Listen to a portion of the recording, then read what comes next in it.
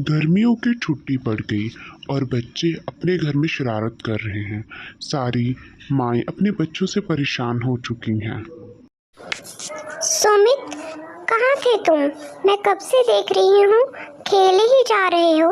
मैंने कहा गर्मियों की छुट्टियाँ पड़ रही हैं तो स्कूल का काम भी तो मिला होगा, वह काम पूरा करो। आज सारा दिन तुमने अपना स्कूल का काम पूरा करना है। अगर तुम मुझे दिखे इधर उधर खेलते हुए तो देख लेना, शाम को तुम्हारे पिताजी आएंगे तो मैं उनको बताऊंगी। सुमित मन में ही मन में सोचता है कि अभी तो बहुत दिन पड़े हैं, काम पूरा कर लूँगा, अभी मैं बाहर खेलने जाता हूँ। वो अपनी दोस्त तनु के पास जाता है। तनु के दिमाग में कुछ और ही खुराफात चल रही होती है। सुमित, मैं तुम्हें कह रही थी कि क्यों ना आज हम जंगल में चलें। किसी को नहीं पता चलेगा। जंगल में बहुत सारे पेड़ पौधे, नदी और जानवर होंगे। हम उनके साथ खेलेंगे। हम देखेंगे कि जंगल कैसा होता है अंदर से। बहुत मज़ा आएगा। चलें? सुमित तनु के साथ जंगल में नहीं जाना चाहता था क्योंकि उसे पता था कि जंगल में कुछ भी हो सकता है, जंगल बहुत खतरनाक है। लेकिन तनु की जिद के कारण वह उसे ना नहीं कह सका और उसके साथ जंगल में चला जाता है। दोनों जंगल में चले जाते हैं, लेकिन आगे जाकर सुमित को पता लगता है कि तनु उसके साथ नहीं है। वह पता नहीं कहाँ गायब हो गई। वह हर जगह आगे पीछे देखता है कि तनु कहाँ चली गई। उसे कहीं भी तनु दिखाई नहीं देती। वह घबरा जाता है कि अभी तो तनु उसके साथ थी, लेकिन कहाँ चली गई होगी। आगे सुमित एक पत्थर से टकराकर गिर जाता है। वह आगे जंगल में एक नागिन रो रही होती है। वह पत्थर नहीं, असल में एक नागमणि होती है। वह नागमणि उस नागिन की थी जो कि उससे कुछ दिन पहले खो गई थी। उसने बहुत जगह तलाश की लेकिन उसे नागमणि नहीं मिली। उधर सुमित को लगा कि वह कोई कीमती पत्थर है और वह किसी का है। वह ढूंढने लगा कि ये पत्थर किसका है ताकि उसे दे सके। नागिन दिखाई देती है। वह डर जाता है कि ये कौन है। तो उसे लगा कि ये पत्थर शायद इन नागिन का हो सकता है। उसने कहानियाँ सुनी हैं कि नागिन के पास एक पत्थर होता है, तो उसने नागमणि नागिन को दे दी। शुक्रिया तुम्हारा। तुम नहीं जानते कि तुमने मेरी कितनी बड़ी समस्या का हल किया है। यह कोई पत्थर नहीं है, यह नागमणि है जो कि एक इच्छाधारी नागिन के पास होती है। इस नागमणि को मैं 2 दिन हो गए खोज रही हूँ, लेकिन मुझे नहीं मिल रही थी। तुम्हारी मदद से मुझे मेरी नागमणि मिल गई। मैं तुम्हारा धन्यवाद करना चाहती हूँ, और अगर तुम्हें कोई मेरी मदद की ज़रूरत हो तो मुझे याद करना। ये सब होने के बाद सुमित अपने घर चला जाता है। उसे लगता है शायद तनु घर वापस चली गई होगी। घर जाकर देखा तो तनु वहाँ भी नहीं थी। बताओ बेटा, तनु कहाँ है?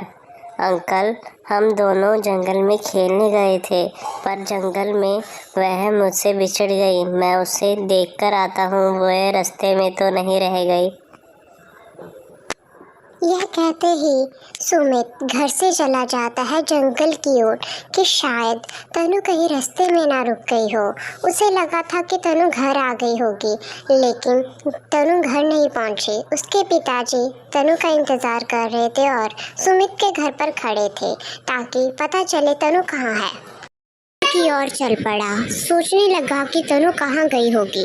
तभी उसके दिमाग में आया कि उसे नागिन की मदद लेनी चाहिए। शायद नागिन उसकी कोई मदद कर दे तनु को ढूंढने में।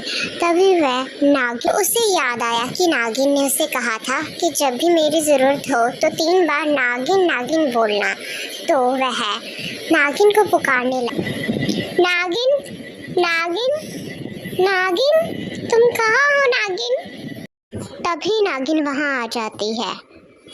तो सुमित नागिन को सब बताता है कि जब वह जंगल में आ रहा था तनु उसके साथ थी, लेकिन मालूम नहीं वह कहाँ चली गई। इसके लिए वह नागिन की मदद लेना चाहता है कि तनु को खोजने में उसकी मदद करे। नागिन ने सुमित की सारी बात सुनी। उसने कहा, सुमित, तुम डरो मत, मैं तुम्हारी मदद करूँगी तनु को ढूंढने में। वह कहीं नहीं होगी, तुम चिंता मत करो। मुझे जंगल की हर जगह का पता है।